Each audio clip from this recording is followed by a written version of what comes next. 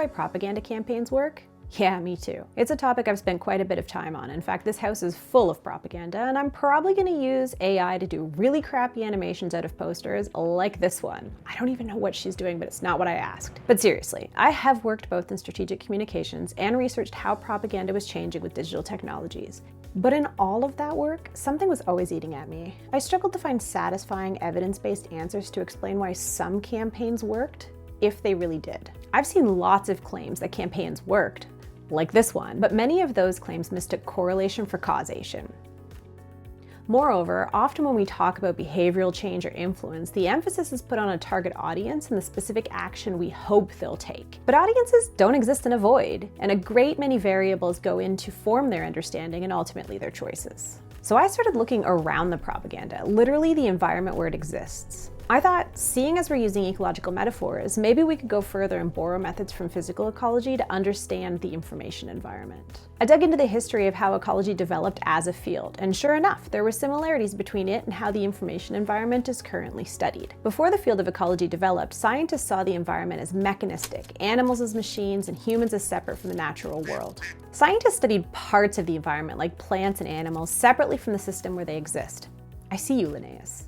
That changed with this guy, a naturalist from Prussia named Alexander von Humboldt, sets out for South America in 1799 and ultimately puts forward an understanding of physical ecosystems as a delicate web of life. He saw that human clearing of forests around Lake Valencia was killing the lake.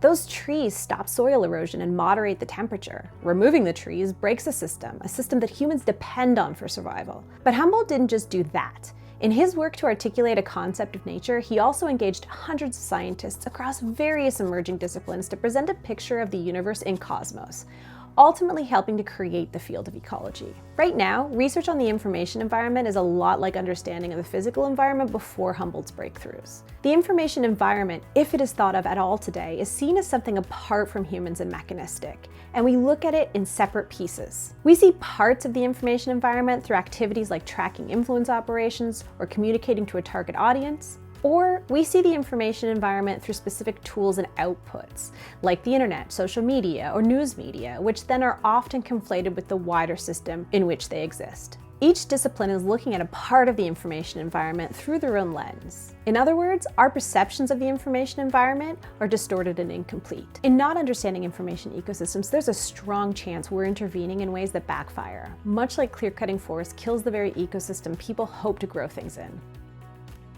Except in this instance, society and systems like democracy are at risk. That's why I wrote The Information Animal.